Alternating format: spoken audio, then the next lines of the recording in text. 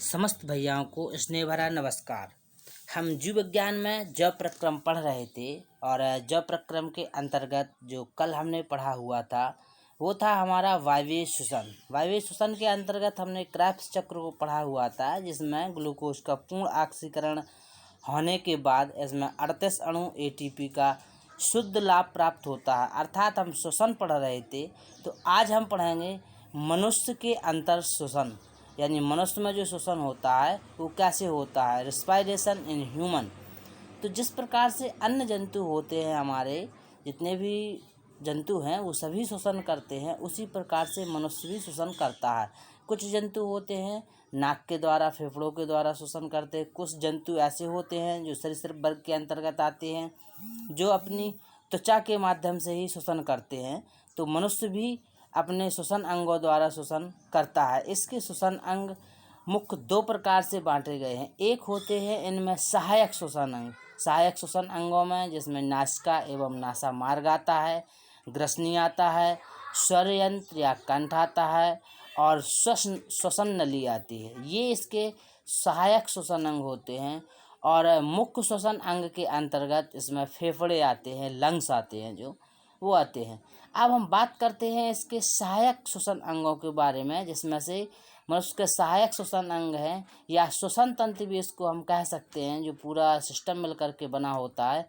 इसमें आता है हमारा नासिका एवं नासा मार्ग, नोज एवं नोजल पैसेज।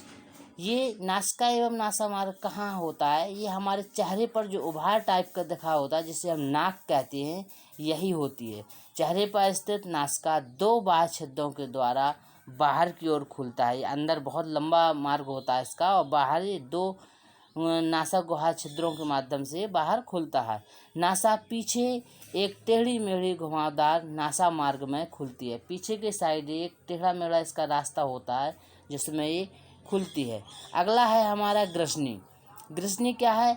नासा मार्ग के पश्चात वायु मार्ग ग्रसनी होती है। ये नासा मार्ग होता है, इसके बाद जो वायु प्रवेश करती है वो ग्रसनी में जाती है। यह 13 सेंटीमीटर लंबी होती है। इसका आकार कीप जैसा होता है, जैसा हमारी चुंगी होती है, कीप होती है, ऐसा होता है। अगला सिरा इसका चौड़ा होता है जिसे नासा ग्रसनी कहते हैं, तथा निचला सिरा इसका मुख ग्रसनी कहलाता है।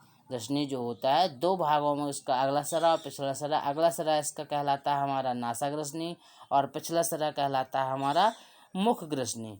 इसके बाद हम बात करते हैं कंठ एवं स्वर यंत्र की। ये जो कंठ एवं स्वर यंत्र है, थायराइड और लाइनेक्स है, ये पुरुषों में गले के बाहर से ही सामने की ओर उभरा हुआ दिखाई देता है। गले में जो उभार टाइप का हमें दिखाई देता है, ये वही है, स्वर यंत्र है।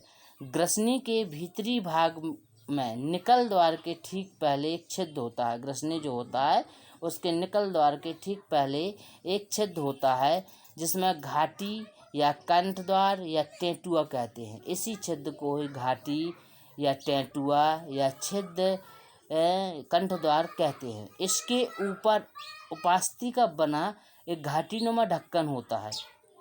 उपास्थि का इसमें एक ढक्कन पाया जाता है जिसे एपीग्लोटिस कहते हैं। यह ढक्कन भोजन निगलते समय, जब हम भोजन ग्रहण करते हैं या पानी पीते हैं, तो ये ढक्कन बंद हो जाता है, जिससे गुहा कंठकोश कहलाती है। घाटी बंद हो जाती है, इसकी गुहा जो है कंठकोश कहलाती है। जो गुहा होती है इसकी वो कंठकोश कहलाती है, जिसमें दो जोड़ी पेशीय वाकरज्जु होते हैं।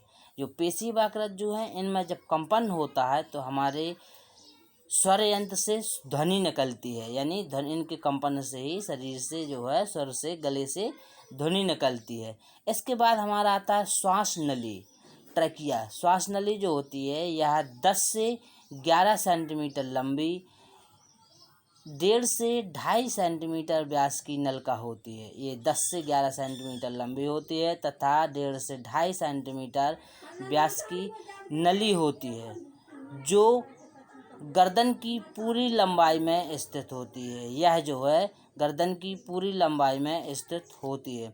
वक्ष में पहुंचकर दो छोटे भागों में विभाजित हो जाती है। ये जो है वक्ष में पहुंचकर दो छोटे भागों में विभाजित हो जाती है, जिन्हें श्वसनिया या ब्रोकाई कहते हैं, जिन्हें श्वसनिया या हम रोकाई कह सकते हैं। प्रत्येक श्वसनी अपनी ओर से फेफड़ों में प्रवेश करने के पश्चात अनेक शाखाओं में विभाजित हो जाती है। जो श्वसनी होती है फेफड़ों में प्रवेश करेगी और ये अपने छोटे छोटे शाखाओं में विभाजित हो जाती है। इसके बाद आता है हमारा मुख्य श्वसन अंग फेफड़ा। फेफड़े जो होते हैं मनुष्य में एक जोड़ी मुख्य श्वसन अंग के रूप में वक्ष गुहा में स्थित होते हैं।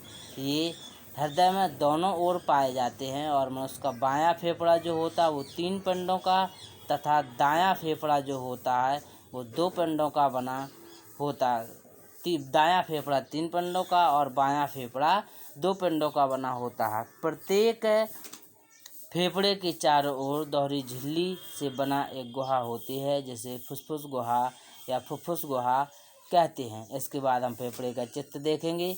ये है हमारा फेफड़ा, ये नासा मार्ग है, ये कंठ है, ये श्वास नली है, ये श्वसनियाँ हैं, 2 श्वसनियाँ हैं, ये बायां फेफड़ा है, ये बायां फेफड़ा है, ये दायां फेफड़ा है। ये होती है उपास्थियाँ। ये नासा मार्ग, कंठ, इस प्रकार से जितना हमने अभी पूरा पढ़ा हुआ है ये पूरा इसका चित्र है। सही भैयाओं को इसका चित्र बनाना है तथा इसका कार्य पूरा करना है।